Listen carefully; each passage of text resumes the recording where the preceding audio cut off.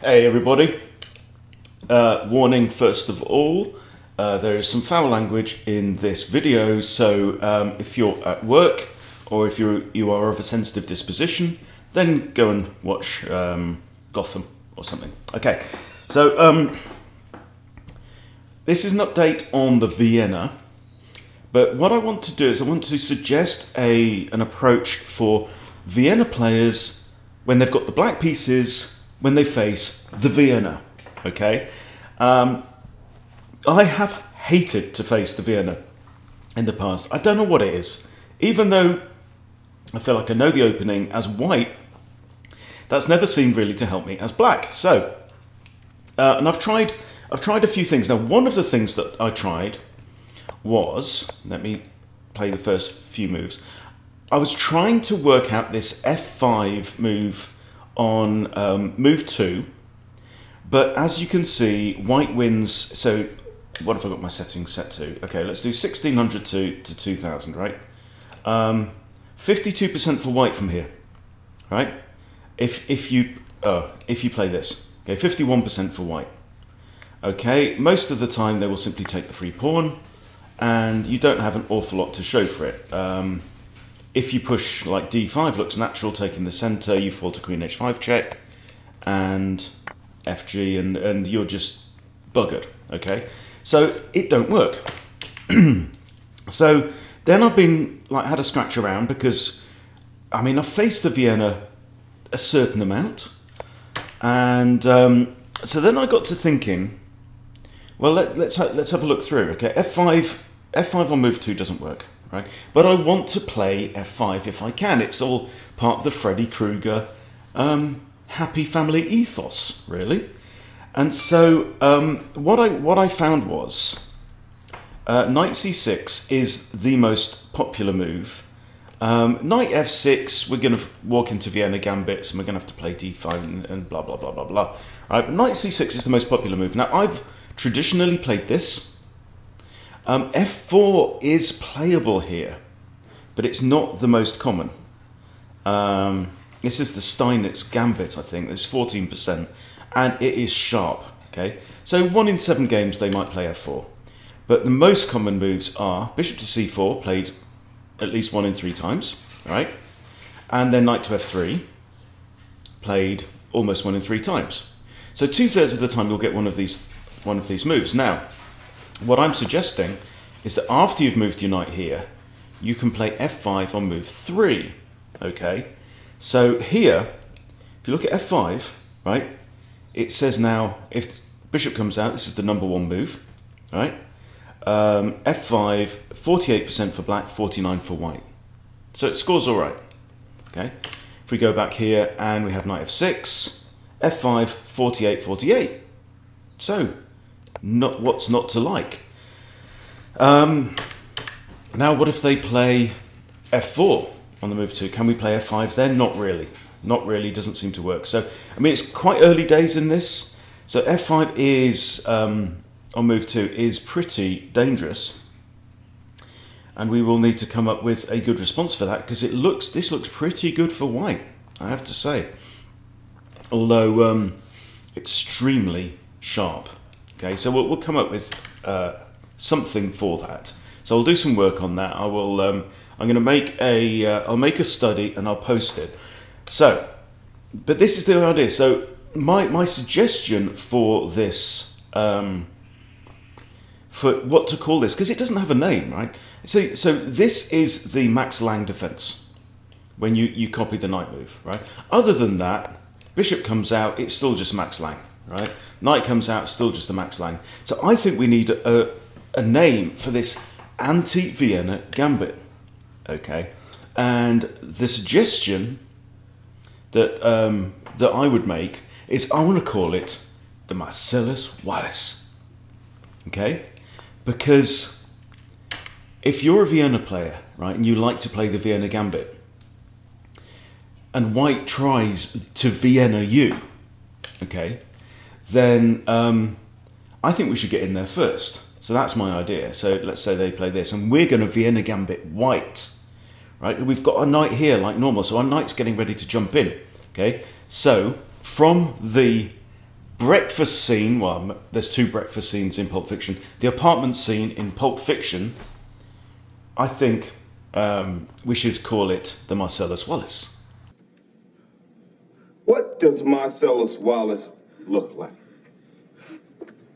What? What country you from? What? What ain't no country I ever heard of? They speak English and what?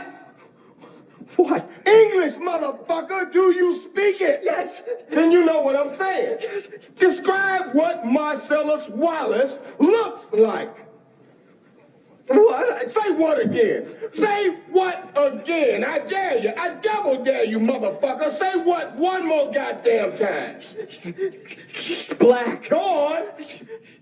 He's bald. Does he look like a bitch? What? Does he look like a bitch? No! Then why you try to fuck him like a bitch, Brett? I didn't. Yes, you did. Yes, you did, Brett. You tried to fuck him. And Marcellus Wallace don't like to be fucked by anybody except Mrs. Wallace. Because White is trying to fuck him like a bitch. Right? And Marcellus Wallace don't like to be fucked by anybody except Mrs. Wallace. Okay? So, let me show you just a quick game while we're here that I played this morning. Now, my chess has been sucky, sucky, suck last few days. And so, you know what I'm doing?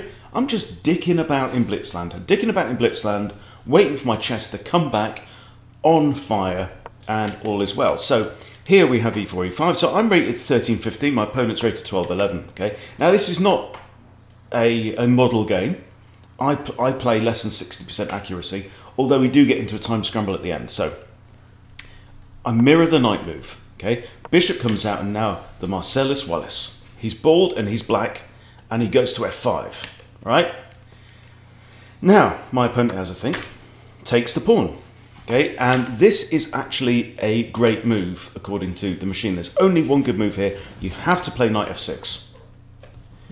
Okay, because apart from anything else, as we've seen, the queen can come out. We've moved Freddy. Okay, the e-pawn has moved. Queen h5 is a threat, so you have to do it. Okay, he now pushes d3, and I strike in the middle.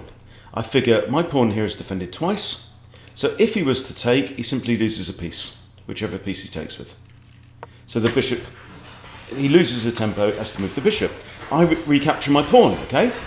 And now, look, right, he's 30 seconds down. I've got 1, 2, 3 pieces developed. I've got 2 pawns in the middle. I'm only 2 moves off castling either side, and white is behind in development, right? Who wouldn't take black in this position, right? So he comes out and pins my other knights, and I've got both knights pinned. Both knights are in pins, but I'm not concerned. Queen d6, I figure, if he wants to take either one, I'll just defend them both and get my queen out of this pin at the same time. He develops a knight, I kick the bishop. Bishop retreats. Now, at this point, I don't want to push g5. A lot of beginners will just like automatically double kick, thinking that, you know, I'm acting all big and tough and I've got the initiative. Well, here, if I was to push g5 and bishop here, he's then got 2 attackers on here, but my knight is pinned, so my knight's not a defender, which means I've only got 1 defender, which is the queen. So I don't want to encourage white to do that. So I just castle my king, long castles, queen e2. So now he's got 2 attackers on here, and I do have 2 defenders because I've just got my king out of the pin on this knight. But I decide to push in the middle, right? King's in the middle, queen's in the middle. I've got a semi-open file. There's no white pawn there. Let's just try and eliminate Eddie the e-pawn. Okay, and bishop takes. Now this I think was a decent move. My opponent gets out of the gets the king out of line of the rook. I push the rook anyway. Now he decides to take, I recapture with the queen. Right, and so material is equal. I've got the bishop pair, temporarily. Okay, now I take with the rook, putting pressure on the queen. I figure, you know, apart from anything else, it's an open file. I don't want to give up the open file. So if I take here with the pawn, yeah, I'm hitting the knight will move away, and then the d file is the open file, and white has it. So what's the point? So I take with the rook with tempo, put pressure on the queen. Okay, queen's now attacking this twice. So I find knight to b4 hits the queen, hits a2, defends d5, and I think that's quite a good move. My opponent now plays a good move also. I think queen b3. So now, yeah, my knight's kind of under attack. It's defended for the time being by the rook, but the rook itself is undefended as well. So now I just take the opportunity to push c6, hit the bishop. Queen can't take the knight, obviously, because it's defended. So bishop here retreats and hits my rook. I drop my rook all the way back to e8. Now he hits the knight. I decide to eliminate the bishop because I don't actually have anywhere good to go. If I come back here, bishop's going to take. I have to recapture the b pawn.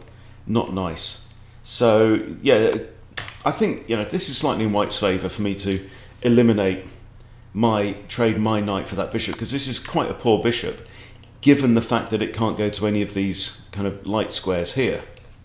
So decent move there by my opponent. Queen recaptures, and now my opponent's down on 1 minute 27. I'm down to 55 seconds. Okay, so we need to move relatively quickly. So I develop my bishop, attacking an undefended pawn, and connect the rooks at the same time. He brings his rook over to defend. I lift my rook. Knight comes back, and I drop the rook back. I'm on 43 seconds, he's on 59. Okay, queen to here now. So I've got maybe ideas of a sack here at some point, but right now the queen's defending that, so it's not on. He pushes a pawn, I double up on the open file. He brings the queen out with check. King b8, king to there. And now I decide he's on 34 seconds, right? Now I'm 100 points higher rated than this guy, but I have been 200 points higher rated than this. So I figure that I ought to be able to play with accuracy in the end game. So I decide to sack the bishop in return for 2 pawns, but open up the king, give myself at least the opportunity for giving checks and to grind down his clock. Right? This is not what I would have done in a longer format game, for sure. I think bishop here looks pretty reasonable as well. But anyway, considering the time, the knight comes back, I push the a pawn, getting ready to attack the knight, queen comes back, I pin the knight with my queen, king comes forward, and now this should win the knight. Okay, now, queen here proposing a trade of queens. So what do? Take the queen, force the recapture, and take there. It's now 22 seconds against 25. I give check, all right, and we just fiddle about for a bit. Okay, trading off, and checks, and b6 is actually checkmate. So this is kind of a ladder mate, but with the pawns finishing the job. So both of us got 10 seconds left on the clock. This is the the review of the game. So I'm just under 60 on this. Not great. Couple of blunders. This one it doesn't like at all, and it also says that this was a blunder. But the computer doesn't understand time pressure. But yeah, I mean, I had a good advantage at this point. Now, here, knight to d4. Knight to d4 was the better move. Hitting the queen, also hitting that. And if knight takes, I guess pawn takes. Almost certainly, right? E takes d4. And I'm in a good position here, for sure. If he castles short, I take the knight, right? If he doesn't do anything, well, I don't have this, do I? Because bishop can take. So let's say he fails to castle short. So what are his other options?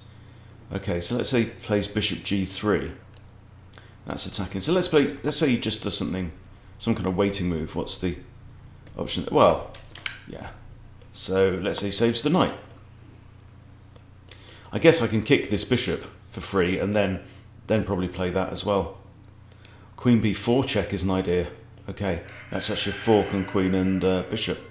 So yeah, good. So anyway, so welcome to the Marsellus Wallace opening. Hopefully, I think it might have some legs, but I will go and I will do some study now, and I'll get back to you when I've figured something out. Okay, so there you go. This is how to play against the Vienna for Vienna players. Thanks for watching. See you soon.